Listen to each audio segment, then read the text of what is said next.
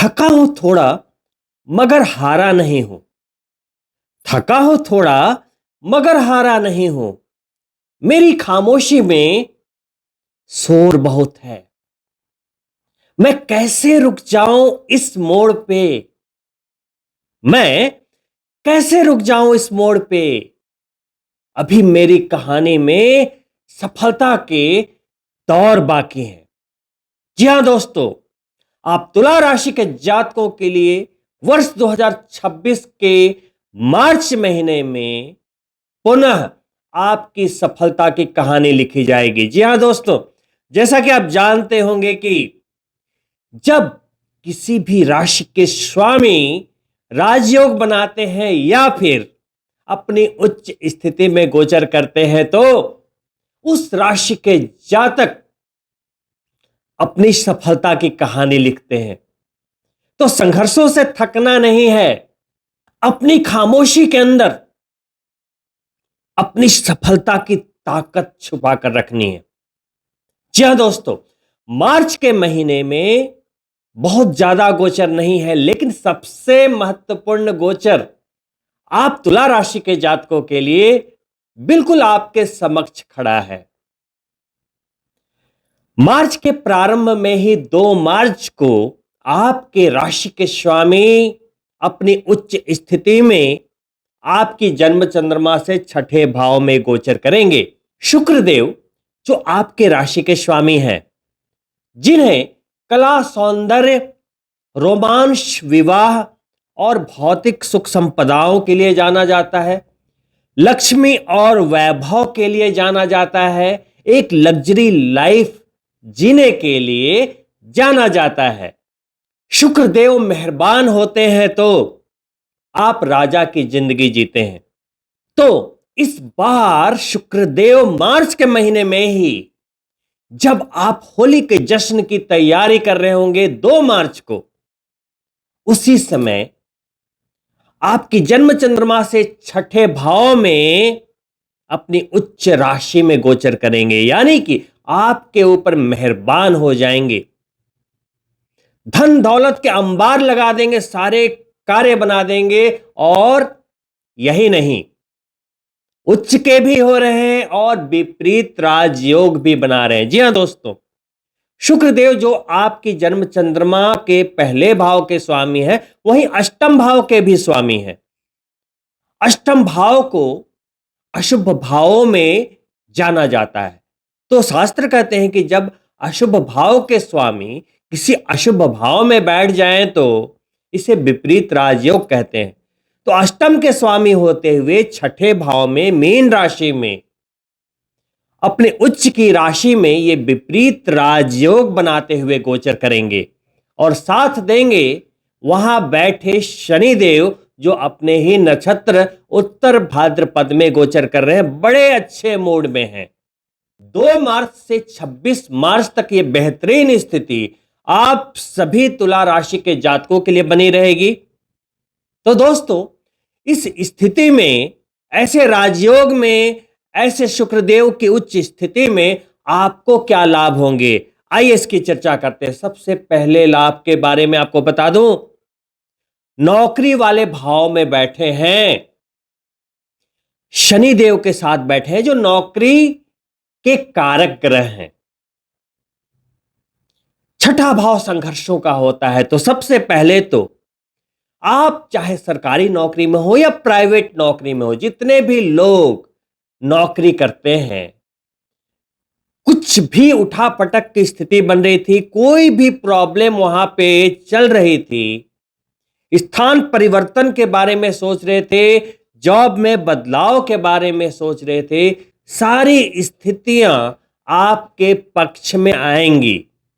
जहां भी कोई भी समस्या आ रही थी, वो आप देखना अपने आप बहुत ही चमत्कारिक रूप से आपके पक्ष में आती हुई सुलझती चली जाएगी और आपको लाभ भी होंगे। वही जो लोग नौकरी के लिए प्रयास कर रहे थे, बेरोजगार थे या नौकरी छूट गई थी, उन्हें नए अवसरों की प्राप्ति होगी और वो भी ऐसे वैसे नहीं, बेहतरीन अवसरों की प्राप्ति होगी।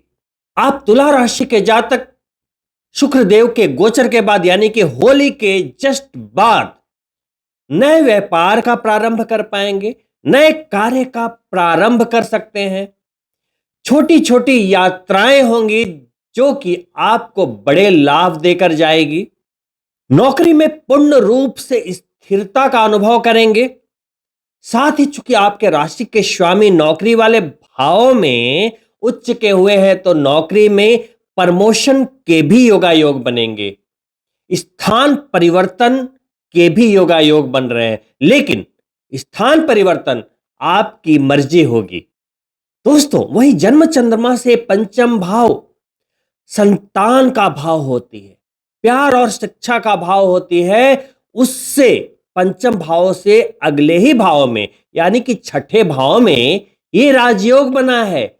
आपके राशि के स्वामी उच्च के हुए हैं तो संतान को भी धन का लाभ होना तय है, चाहे वो नौकरी कर रहे हो या बिजनेस, उनकी तरक्की भी गारंटीड है। वहीं शिक्षा के मामलों में भी लाभ, प्यार के मामलों में भी सफलता के योगायोग शुक्रदेव बना रहे हैं, क्योंकि वो खुद ही रोमांस और प्यार के कारक ग्रह है। प्यार वाले भाव से दूसरे भाव में यानी कि अगले भाव में गोचर कर रहे हैं, तो आपके रिश्तों को सुंदरता देंगे, प्यार से भर देंगे। कहीं भी रिश्तों में कोई भी समस्या आ रही थी, कम्युनिकेशन गैप अगर आप महसूस कर रहे थे, वहां पर चीजें बहुत ही सॉफ्ट होंगी। जो चीजें विवाद का रूप ले रही थी, अचानक वो चीजें अपना रुख बदल देगी और आपके पक्ष में आ जाएंगी। जितने भी तुला राशि के जातक बैंकिंग सेक्टर से हैं, इंश्योरेंस फील्ड से हैं, होटेलियर्स हैं, आर्ट के फील्ड में हैं, उन्हें जबरदस्त धन का लाभ होगा। जेम्स एंड ज्वेलरी के फील्ड में है, ब्यूटी के क्षेत्र में है, या तो लग्जरी ब्रांड के फील्ड में है, तो शुक्रदेव के उच्च होते ही बड़े लाभ की प्राप्ति संभव होगी। कुल मिलाकर आपके राशि के स्वामी की इस स्थिति के कारण बहुत ही पुराने संघर्षों से मुक्ति मिल जाएगी। चुनौतियों को आप टाटा बाय बाय कर लेंगे, और साथ ही चूंकि वो रोग का भी भाव है, छठा भाव, तो सामान्यतः आपके स्वास्थ्य को लेकर कोई चिंता का विषय नहीं है। लेकिन यदि आप डायबिटिक पेशेंट हैं तो थोड़ी सी सावधानी लेकर चलनी होगी। दोस्तों, अगले गोचर के रूप में आपके इस स्थिति को सोने पे सुहागा बनाते हुए देवगुरु बृहस्पति 11 मार्च को, जो कि बहुत दिनों से वक्री चल रहे थे, मार्गी हो जाएंगे।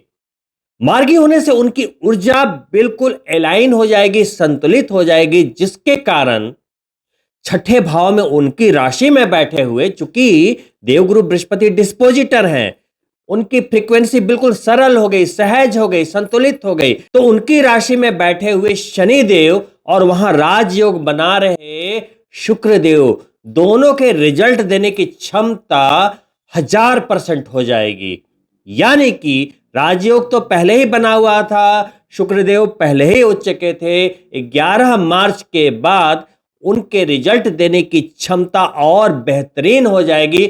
यानी कि आप कामयाबी ही नहीं, प्रचंड कामयाबी हासिल कर सकते हैं, प्रचंड लाभ, शोहरत और प्रमोशन हासिल कर सकते हैं। तो अपने प्रयास को इस महीने बिल्कुल दमदार रखें, बनाकर रखें, कंफर्ट जोन में इस महीने ना जाएं, तो इस गोचर का संपूर्ण लाभ आपको अवश्य मिलेगा। दोस्तों, वहीं अगले गोचर के रूप में आपके लाभेश यानी कि सूर्यदेव, जो कि पिछले 13 फरवरी से राहु के चंगुल में फंसे हुए थे, पंचम भाव में, वो 15 मार्च को राहु को भी टाटा बाय बाय करते हुए छठे भाव में, जहां शुक्रदेव राजयोग बनाकर बैठे हैं, जहां उनके पुत्र शनिदेव अपने पिता का इंतजार कर रहे हैं, दोनों का मिलन हो जाएगा। भले ही सूर्यदेव और शनिदेव को एक दूसरे के दुश्मन के रूप में जाना जाता है, लेकिन रिश्ता तो रिश्ता होता है। पिता और पुत्र का रिश्ता एक अलग लेवल का रिश्ता होता है। भले ही दोनों में लड़ाई आ रही, लेकिन जब भी पिता पर मुसीबत आई, सबसे पहले शनिदेव खड़े मिले। तो दोस्तों, समझने का नजरिया अलग अलग होता है। तो यहां पर सूर्यदेव जैसे ही छठे भाव में आएंगे, शनिदेव बड़े आनंदित रहेंगे।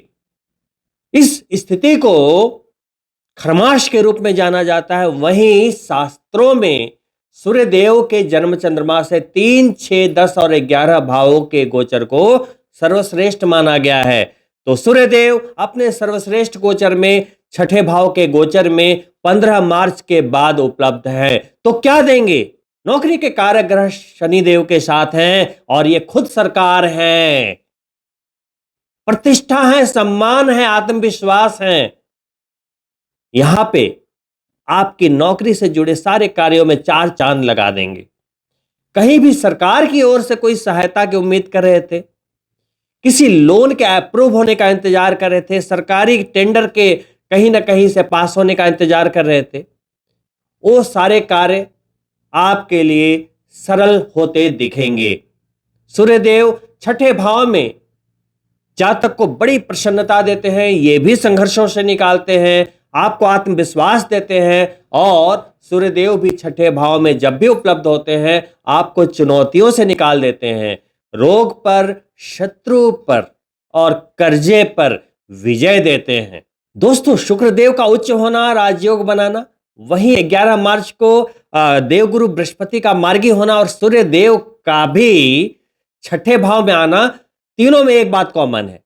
देखिए, शुक्रदेव जहां राजयोग बना रहे हैं, देवगुरु बृहस्पति की राशि है, शनिदेव भी देवगुरु बृहस्पति की राशि में बैठे हैं और सूर्यदेव भी देवगुरु बृहस्पति की राशि में ही आ गए। और 3 ग्रह जब वहां बैठे हैं और उनके डिस्पोजिटर यानी देवगुरु बृहस्पति 11 मार्च को ही डायरेक्ट मोशन में आ गए, तो इसका एक और भी सुखद परिणाम, फल आपको मिलने वाला है। वो सुखद फल क्या है? शनिदेव मारक शत्रुहंता बनते हुए छठे भाव में बैठे हुए हैं, अपने ही नक्षत्र उत्तर भाद्रपद में गोचर कर रहे हैं। अब देखिए, शनिदेव आपके लिए, तुला राशि के जातकों के लिए योग कारक ग्रह होते हैं, यानी कि चतुर्थ विष्णु भाव के स्वामी, केंद्र भाव के स्वामी और पंचम लक्ष्मी त्रिकोण के स्वामी। तो लक्ष्मी नारायण योग बनाते हुए छठे भाव में बैठे हैं। अब जैसे ही देवगुरु बृहस्पति मार्गी होंगे, आपके चतुर्थ केंद्र की ताकत बढ़ेगी, पंचम त्रिकोण की ताकत बढ़ेगी, विष्णु और लक्ष्मी भाव की ताकत बढ़ेगी। तो भौतिक सुख संपदाओं की प्राप्ति होगी, नई गाड़ी, वाहन इत्यादि जो भी आप चाहते हैं कंफर्ट के लिए, सारे साधनों की प्राप्ति करवा देंगे। और वहां शनिदेव भी, शुक्रदेव भी और सूर्यदेव भी है और बृहस्पति देव की राशि है। तो 4 ग्रह मिलकर आपको इन कामों को बनाने में सहयोग देंगे। यानी कि घर खरीदना है तो सिर्फ एक ग्रह नहीं, 4 ग्रह सपोर्ट कर रहे हैं। नई गाड़ी लेनी है, वहां पर सपोर्ट कर रहे हैं। आपको आपका प्यार मिलेगा कि नहीं, ये शनिदेव के ऊपर ही डिपेंड करता है। तुला राशि के जातकों के लिए जन्म चंद्रमा से पंचम भाव के स्वामी और प्यार के कारक ग्रह कौन है? शुक्रदेव। दोनों एक जगह भी युतिगत हैं, प्यार भी मिलेगा, शादी भी हो सकती है, क्योंकि आने वाले समय में देवगुरु बृहस्पति 13 वर्षों के बाद उच्च होने वाले हैं। ऐसे समय में दुनिया चाहे इधर से उधर हिल जाए, आपके घर में मंगल कार्य अवश्य होते हैं। यदि आप अकेले हैं, आपको प्यार की प्राप्ति होगी, शादी हो जाएगी। दोस्तों, ये जो मैं ग्रहों के लिए बात कर रहा हूं, अपने ऊपर अप्लाई करें, यानी कि सूर्यदेव ग्रहण दोष से आजाद होंगे। इसका मतलब क्या है कि आप मुश्किलों से आजाद होंगे। जो भी मुश्किलें चल रही थी पिछले 1-2 महीने से, आप उनसे आजाद हो जाएंगे। शुक्रदेव उच्च के हुए तो अपने ऊपर लागू कीजिए कि आपकी जो शक्ति है अभी उच्चता को लिए हुई है। शुक्र यानी मेंटल परफेक्शन बिल्कुल उच्च लेवल पर है। तो आप जो भी कार्य करेंगे, धन आगमन के लिए जो भी बिजनेस करेंगे, जो भी प्रयास करेंगे, जो भी नौकरी में एफर्ट लगाएंगे, वो पूर्ण रूप से आपको कामयाबी देती हुई आपके घर के भंडार को भरती हुई चली जाएगी। तो दोस्तों, ये थे मार्च के लाजवाब गोचर।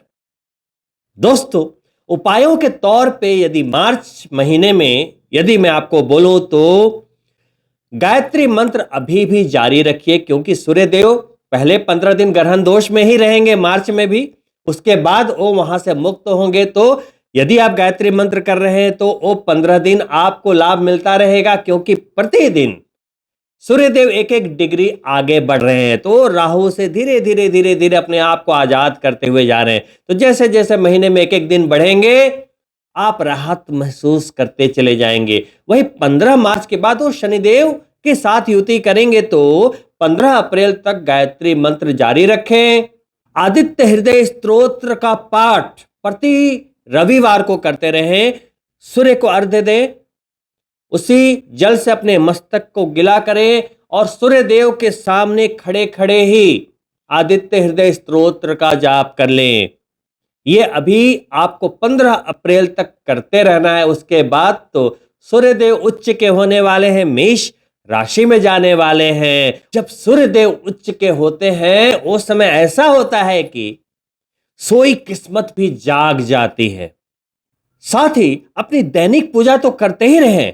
प्रतिदिन जब सुबह आप उठते हैं तो जब आप हथेलियों को देखते हैं, मंत्र करते हैं सुबह वाली, तो उसी समय अपनी मनोकामना अपने कुल देवता या कुल देवी को अवश्य बोलें। सुबह उठे, आंख खोली, अपनी हथेलियों के दर्शन किए। कराग्रे वस्ते लक्ष्मी कर मध्य सरस्वती कर मूले स्थितो ब्रह्मा प्रभाते कर दर्शनम। उसके बाद कुल देवता और कुल देवी का ध्यान करते हुए बेड पर ही बैठे बैठे जो भी आपकी मनोकामना है वहीं पे स्मरण करते हुए अपने कुल देवता और कुल देवी का अपने मन में अपनी मनोकामना बोलें। स्नान आदि करके जब आप दैनिक पूजा में बैठे तो वहां कुछ गलतियां होती है लोगों से। अब देखिए, कोई भी पूजा जब आप प्रारंभ करते हैं तो पहले पंच देवता की पूजा होती है, 5 देवताओं की। सबसे पहले प्रथम पूजनीय देवता गणपति भगवान, फिर माता दुर्गे, शंकर भगवान, विष्णु भगवान और सूर्य देवता। लेकिन जब आप क्रमवार पूजा कर रहे हो तो कैसे की जाती है?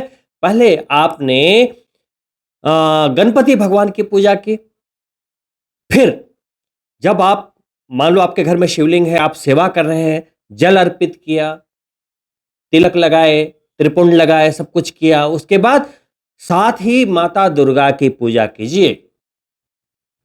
इसके बाद जब आप विष्णु भगवान की सेवा कर रहे हैं, मान लो आपने लल्ला रखे हुए हैं, शालिग्राम भगवान रखा है, आपने जगन्नाथ जी रखा है, तिरुपति बालाजी या विष्णु भगवान के किसी रूप को रखा है, आप जब उनकी सेवा करें तो साथ साथ माता लक्ष्मी की सेवा करें, नहीं तो पूजा अधूरी मानी जाती है। आपने देखा होगा ना कि विष्णु भगवान के चरण कमल दबाती रहती हैं, तो बिना विष्णु भगवान की प्रसन्नता के माता लक्ष्मी तो आपके घर में आएंगी नहीं।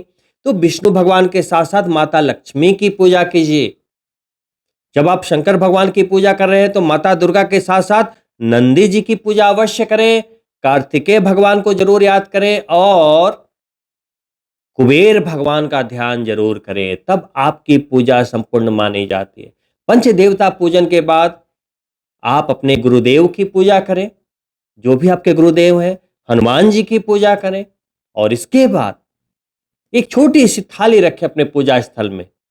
बहुत लंबी चौड़ी पूजा नहीं करनी है, लेकिन वहां पे रोली से एक ही बिंदी लगा दें 9 ग्रहों के नाम से, 9 ग्रह देवता, फिर सप्त मात्रिका, षोडश मात्रिका। ऐसे तो बहुत लंबी पूजा का विधान है, लेकिन एकदम छोटी विधि बता रहा हूं। सबसे पहले 9 ग्रह देवता, सप्त मात्रिका, षोडश मात्रिका, कुल देवता, स्थान देवता, ग्राम देवता, भैरवनाथ जी, नंदी जी, शेषनाग जी, तो सबके नाम से एक एक बिंदी लगाकर जो भी आपको ध्यान आता है वहां पर एक एक मिश्री रख दीजिए, अक्षत चढ़ा दीजिए, फूल चढ़ा दीजिए। ये आपकी संपूर्ण हो गई पूजा। देवगुरु बृहस्पति उच्च के होने वाले हैं इस वर्ष। आध्यात्म में रुचि बढ़ाइए। पूजा पाठ आप कर रहे हैं लेकिन उसे सही तरीके से करें, सही फॉर्मेट में करें तो आपको इसका फल और 100 गुना मिलेगा। रंग भरे त्योहार होली के साथ ये प्रारंभ होने वाला ये महीना, महीने के मध्य में चैत्र नवरात्रि के प्रारंभ होते ही माता के आशीर्वादों से भर जाएगा। तो ये पूरा ही महीना बहुत ही पवित्र और पावन है। इन्हीं शुभकामनाओं के साथ कि मार्च के महीने में आप सभी तुला राशि के जातक जबरदस्त कामयाबी पाएं, मैं आपसे अनुमति चाहूंगा और अंत में पुनः आग्रह करूंगा कि यदि आप मेरे चैनल को पहली बार देख रहे हैं तो सब्सक्राइब करते हुए जाएं, साथ ही बेल बटन जरूर ऑन कर ले ताकि आने वाले वीडियो के नोटिफिकेशन आपको प्राप्त हो। वीडियो पसंद आई हो तो लाइक करें और अपने मित्रों के लिए शेयर भी अवश्य करें। बहुत ही जल्द मिलता हूं दूसरी वीडियो में, तब तक के लिए नमस्कार मित्रों।